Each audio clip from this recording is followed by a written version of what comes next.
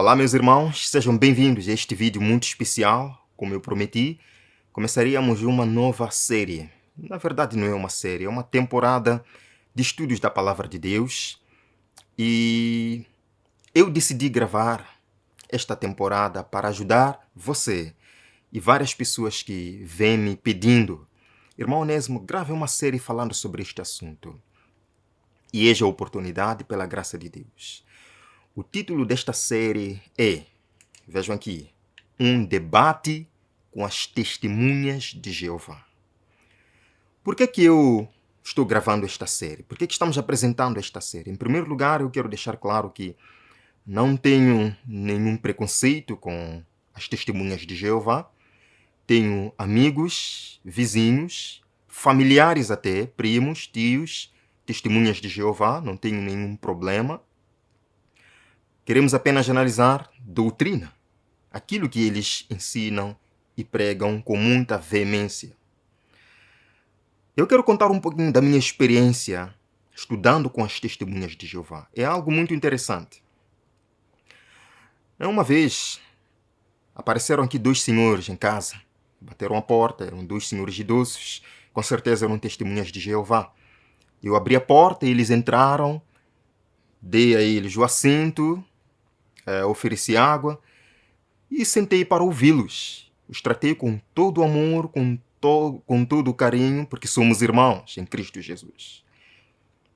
E eles começaram a falar sobre o Apocalipse capítulo 14, as 3 mensagens angélicas. E eu vi, e no final apenas lancei uma pergunta sobre a hora do juízo aí mencionada em Apocalipse capítulo 14. Tem alguma ligação? Era uma dúvida que eu estava colocando para eles. Tem alguma ligação com as 2.300 tardes e manhãs de Daniel capítulo 8, verso 14? Eles simplesmente se olharam, arregalaram os olhos e disseram que não. Foi então que eu fiz mais algumas perguntas em relação a adorar o Criador dos céus e da terra e de tudo que nele existe. E perguntei: isso tem alguma conexão com o 4º mandamento, que nos convida a guardar o sábado, porque em 6 dias fez o Senhor os céus e a terra? Eles também se olharam, voltaram a se olhar e disseram que não. Portanto, ficou assim. Eu acabei dando algumas explicações sobre o porquê dessas perguntas e eles disseram que já não tem tempo. Deveriam sair naquele momento.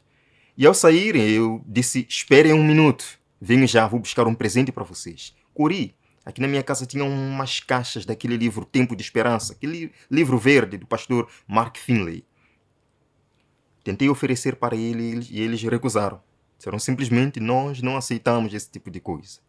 Bem, eu disse: ofereçam-me o vosso livrinho e levem esse. Eles disseram: não.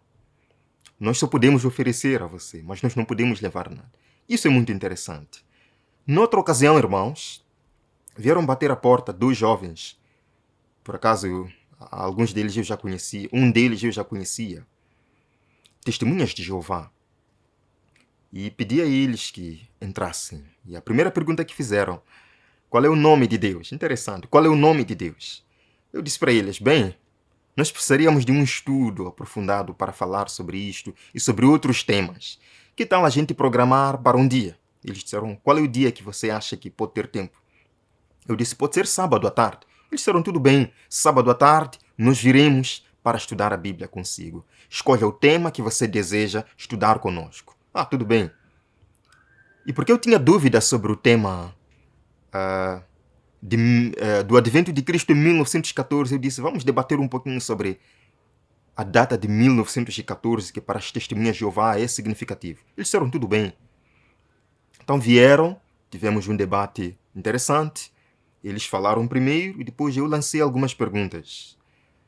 A pergunta foi, e eu vou abordar isto ao longo desta série: com que base vocês dizem que a data do cativeiro do povo judeu, algo assim, eu vou explicar com mais calma, para não estragar aqui a surpresa. Com que base vocês dizem que isso aconteceu nessa data? E ficou assim, irmãos. Eu pedi que eles trouxessem alguns livros históricos provando aquilo. Disseram que trariam, de fato, no sábado seguinte. Isto aconteceu em 2018, hoje é 2024. Eles ainda não trouxeram. para dizer que eu não sou um grande teólogo, mas eu acho que tenho um pouco de experiência de como estudar com as testemunhas de Jeová e ajudá-lo, caso você esteja enfrentando a eles em algum momento, ou eles em algum momento abalaram sua fé com os seus ensinamentos. Este vai ser um estudo para esclarecer o que as testemunhas de Jeová defendem e como, através da palavra de Deus, enfrentá-los. Vamos lá, irmãos. Vamos fazer primeiramente um resumo básico das doutrinas das testemunhas de Jeová. As testemunhas de Jeová são especialistas em marcação de datas. Esse é um ponto forte. Por exemplo, o juiz Rutherford, que foi o segundo presidente das testemunhas de Jeová, ele escreveu no livro Milhões dos que agora vivem jamais morrerão.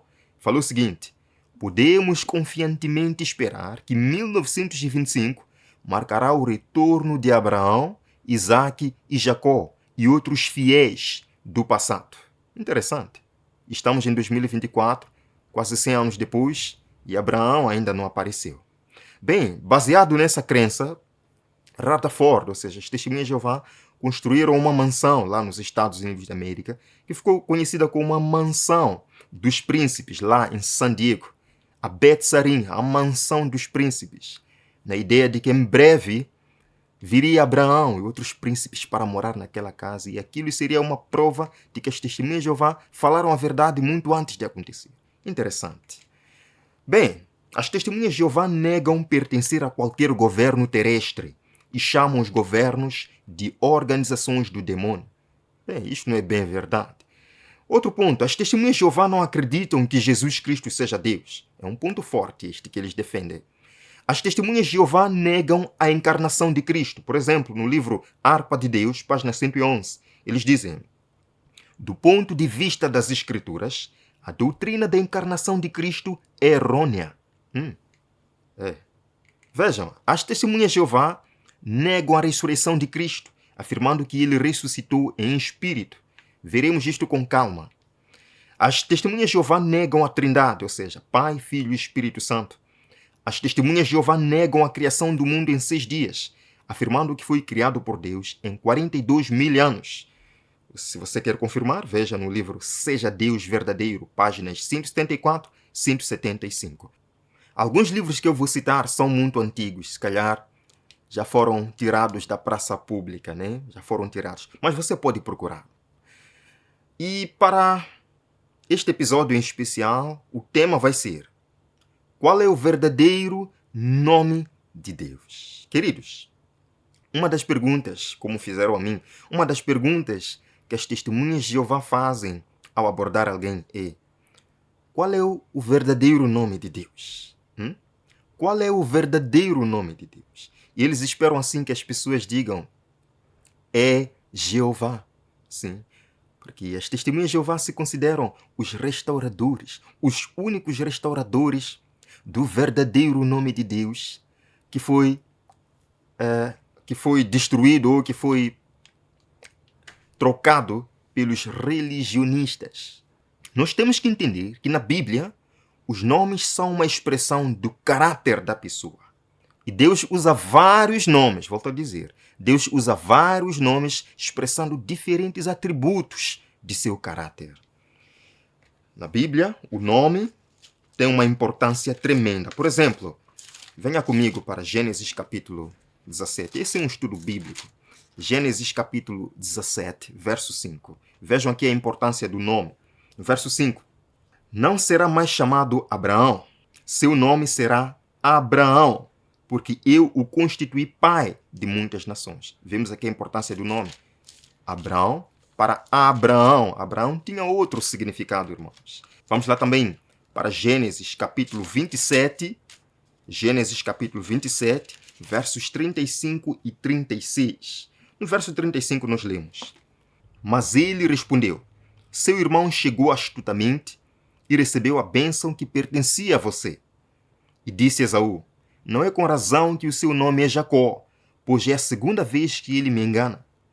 Jacó significa enganador. Portanto, na Bíblia, nome tem a ver com o caráter da pessoa. E Deus usa diferentes nomes expressando diferentes atributos de seu caráter. Vejam, irmãos, hoje iremos ver um nome, YHWH ou JHWH. É sobre este tetragrama YHWH que os nossos irmãos testemunhas de Jeová batem no peito e dizem: nós queremos restaurar este nome, Jeová, porque este é o único nome de Deus. Ah, é? Bem, algumas versões da Bíblia, como por exemplo a Almeida, Revista Atualizada, Revista e Corrigida, eles dizem logo no começo que sempre que encontram esse tetragrama YHWH, eles substituem por Senhor. Substituem por Senhor.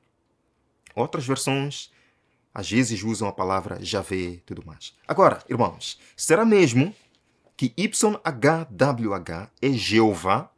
Será que este é o verdadeiro nome de Deus, Jeová? Será que é o único nome de Deus, Jeová? Vamos lá ver os fatos aqui. Vamos lá ler uma citação deste Guilherme Kerr, que é doutor em gramática hebraica. No seu livro Gramática Elementar da Língua Hebraica, páginas 90 e 91, ele diz: não se sabe mais quais eram os verdadeiros sons que davam a esse nome. Que nome? YHWH. Já não se sabe como é que se pronunciava. Supondo-se pela etimologia que a forma original deveria ser Javé, terceira pessoa do incompleto do verbo ser. Não se sabe mais como é que se pronunciava. Continua ele.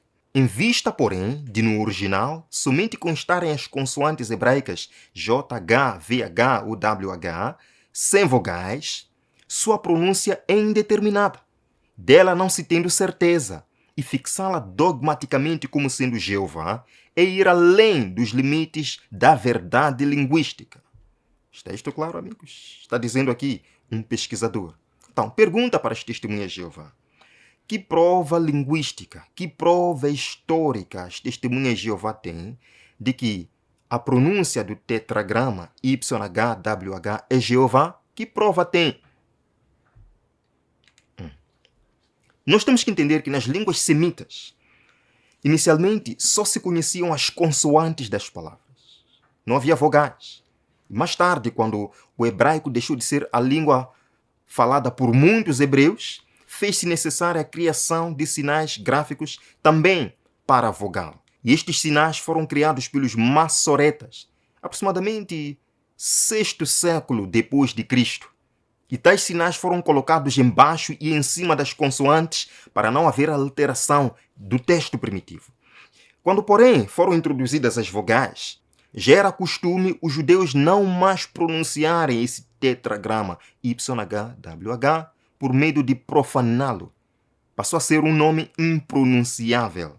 Assim, sempre que os judeus encontrassem no Antigo Testamento YHWH, eles substituíam por Adonai. Isso é história, isso é pesquisar.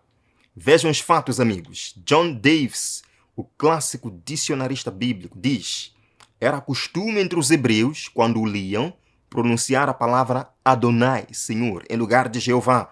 E a partir do tempo em que os sinais massoréticos vieram juntar-se às consoantes do texto hebraico, as vogais da palavra Adonai foram ajuntadas ao tetragrama YHWH. A pontuação das vogais deu lugar à pronúncia Jeová, que se tornou corrente desde os dias de Petrus Galatinos, confessor do Papa Leão X, no ano 1518. A expressão Jeová é nova, não existia no tempo bíblico. Será que é mau pronunciar Jeová? Eu penso que não. Mas dizer que é o verdadeiro nome de Deus, isso é um engano. Isso é um engano. Não existe na Bíblia, nos escritos do Antigo Testamento em hebraico.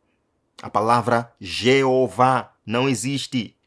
Foi introduzida em 1518 pelo assessor do Papa Leão X. Agora, pergunta para testemunhas de Jeová: por que afirmam que Jeová é o único verdadeiro nome de Deus, se esta expressão nem aparece nos escritos originais do Antigo Testamento? Não aparece. Se nós formos para Gênesis, capítulo 1, o nome de Deus usado lá é Elohim. Elohim, logo no começo da Bíblia. Elohim. Não existe Jeová nos escritos originais do Antigo Testamento, como é que dizem que esse é o verdadeiro nome de Deus, que precisa ser restaurado? Segunda pergunta para as testemunhas de Jeová. Se de fato tem a missão de restaurar o nome de Deus, por que não evitam pronunciá-lo como faziam os antigos judeus? Então, eu daria uma sugestão. Qual é a sugestão? Se de fato querem restaurar o nome de Deus, mudem o nome para Testemunhas de YHWH. Ou melhor, Testemunhas do Nome Impronunciável. Eu acho que seria mais coerente. Amigos, ao longo desta série nós iremos ver muitos aspectos. Este é um movimento religioso de pessoas sinceras, de pessoas que amam a Deus, que querem fazer a vontade de Deus. E eu oro cada dia por essas pessoas. E o objetivo desta série é ajudar essas pessoas a entender o que realmente a Bíblia ensina. Eu espero que você possa compartilhar com seu amigo para que todos nós conheçamos a verdade. Eu espero que você deixe também o seu like e impulsionar que esta mensagem chegue à pessoa certa. Eu verei, meu amigo, no próximo vídeo, pela graça do Senhor, aqui na Escola de Profecia. Vamos orar? Obrigado, Pai, por mais um momento muito especial do estudo da Tua Palavra. Obrigado pelo Seu nome, que expressa o Seu caráter. No próximo vídeo, nós falaremos desses nomes maravilhosos da Sua pessoa, Pai. Que nós gravemos na nossa mente e no nosso coração a Sua imagem. Em nome de Jesus. Amém. O verei no próximo estudo, aqui. Até breve.